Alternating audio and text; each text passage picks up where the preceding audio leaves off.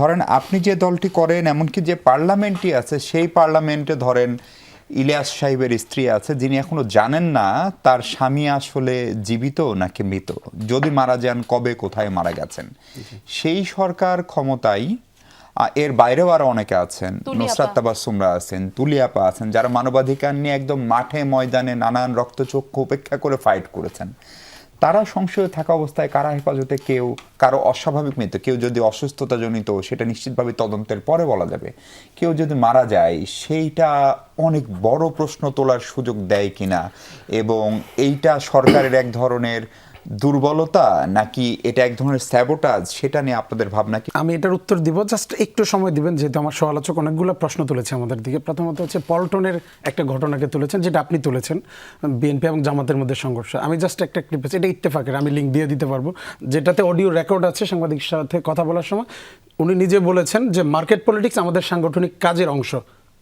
কে বলেছেন? এটা হচ্ছে জামাত নেতা সুমন, যার সাথে এই মার্কেটের ওই দখলদারিত্বের জন্য যাকে দোষারোপ করা হচ্ছে। অনেক সময় তো সেটাই বলার চেষ্টা করে। তাহলে না, সেখানে কিন্তু দায়টা ওই প্রথম দিন যে ঘটনাটা ঘটেছে এবং সংবাদ সম্মেলনে বলেছে জামাত দীর্ঘদিন ধরে ওই মার্কেটটা দখল করে তাদের সাংগঠনিক কার্যক্রম পরিচালনা করছে। এটা একটা মার্কেট, এটাতে যাদের দোকানপাট আছে সবাই এটাতে কাজ করবে। এটা বিএনপির হতে পারে, জামাতের হতে পারে, এনসিপির হতে পারে, তাহলে এটা পুলিশ গিয়ে উদ্ধার করবে, সেটার দায় নিচ্ছি। কিন্তু শুরুটা কাদের জন্য হয়েছে সেই দায়টা তো আমাদের দেখতে হবে। বাস্তবতা হচ্ছে সেই জায়গায়। দ্বিতীয়ত হচ্ছে স্বরাষ্ট্রমন্ত্রীকে উনি যে দোষারোপ, আমাদের এটাও কিন্তু আগের রাজনীতির একটা অংশ যে আমরা দোষারোপের রাজনীতি করি।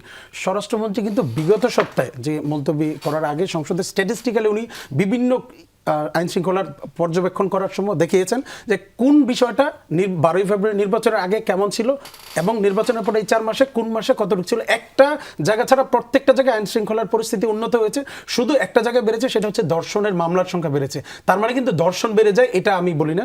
বিষয়টা হচ্ছে আগে ধর্ষণের জন্য যে আইনি সহায়তা পাওয়ার যে আগ্রহটা ছিল মানুষের মধ্যে, যেটা কমে গিয়েছিল বিগত 17 বছর, সেটা এখন ফিরে এসেছে। কারণ অ্যাটলিস্ট মানুষ চিন্তা করতে পারে আমি গেলে হয়তো আইনি সহায়তা পেতে পারি। জঙ্গল সলিমপুরের মতো জায়গায় কিন্তু এই স্বরাষ্ট্রমন্ত্রীর হাতে ধরেই কিন্তু ঠিক করা হয়েছে। আপনি যদি দেখেন বর্ডারে বিজেপি এখন চোখে চোখ রেখে কিন্তু কথা বলছে এবং অনেকগুলো ক্লিপেস বিভিন্ন জায়গায় ভাইরাল হয়েছে। ওই এলাকার মানুষজনও কিন্তু সেখানে সাপোর্ট দিচ্ছে।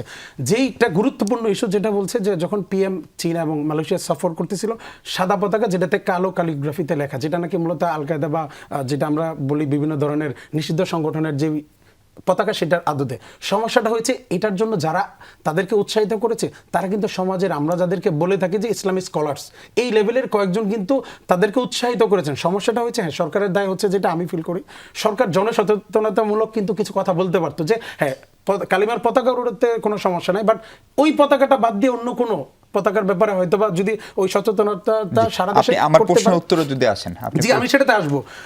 বিষয়টা হচ্ছে কারা হেফাজতে মৃত্যুর বিষয়টা যেহেতু নিয়ে আসেন, দেখেন আমি 2015 সালে গুম ছিলাম, আমার পায়ের গোড়ালি এখনো ফাটা। আমাকে 2 দিন এই গুম রাখা অবস্থায় এত পরিমাণ নির্যাতন করেছে যেই গোড়ালির ব্যথাটা এখনো আমি ফিল করি। তারপরে কিন্তু আমি বাধ্য হয়েছি, ডিএমপি কমিশনার 7-8টা মিডিয়াকে নিয়ে ওয়ান অফ দ্য টেরর হিসেবে উপস্থাপন করেছে। আমি সকল ওই ধানমন্ডি অঞ্চলের সকল গাড়ি পোড়ানো বলেন অন্য যাই বলি সব কিছুর দায় নিয়ে নিয়েছি, কারণ এই কালচারটা আমরা চাই না। আপনাকে 2-3টা তথ্য দিব। আমাদের রিসেন্ট টাইমে, আমি নামটা ভুলে গিয়েছি, ছাত্রলীগের একটা নেতা, তার মা অথবা পরিবারের একজন সদস্য মারা গিয়েছিলেন, তারকে সেই জানাজায় অংশগ্রহণ করতে দেওয়া না। আমি নিজে স্ট্যাটাস দিয়েছি, হয়তো বা কয়েক মাস আগে ফিরে গেলে বের হবে। আরেকটা জায়গা আছে যেটা বলছেন থানা হেফাজতে মৃত্যু হয়েছে যুবলীগের একজন নেতা সম্ভবত, যদি আমি ভুল না করি। ওই থানার কিন্তু 61 জনের আমি কথা এটা বললাম, বলছি, ওই থানার ওসিকে কিন্তু প্রত্যাহার করেছে, তদন্ত চলমান। তার মানে অতীতে কিন্তু আমাদের সময় আমরা যখন ফেসিস্টের রোশানলে ছিলাম এরকম কিন্তু মানে কালচার ছিল না। মানে আমি মারা যাব আপনি ওসিকে প্রত্যাহার করবেন, এটা সরকারের কাজ।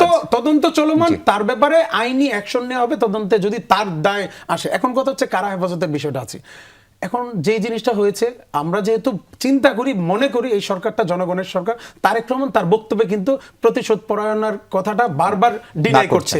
তাহলে আমার মনে হয় হেড অফ দ্য চেয়ারে থেকে উনি যেহেতু পরিবর্তনের বার্তা দিচ্ছেন, যেটা নাকি বিরোধী দলীয় নেতা জনাব শফিকুর রহমানের বাসায় গিয়ে নির্বাচিত হওয়ার পর এবং নাহিদ ইসলামের বাসায় গিয়ে দিয়ে এসছেন, সেটা উনি অন করছেন, অন্যকে বলছেন। আমার মনে হয় আইন শৃঙ্খলা বাহিনী সহ বাকি রাষ্ট্রের যত অর্গান আছে, স্টেট আছে, স্টেক হোল্ডার আছে, তারা যদি সেটাকে ধারণ করে, আমার মনে হয় এই জিনিসগুলো পরিবর্তন হবে এবং আমরা পরিবর্তিত বাংলাদেশ দেখব।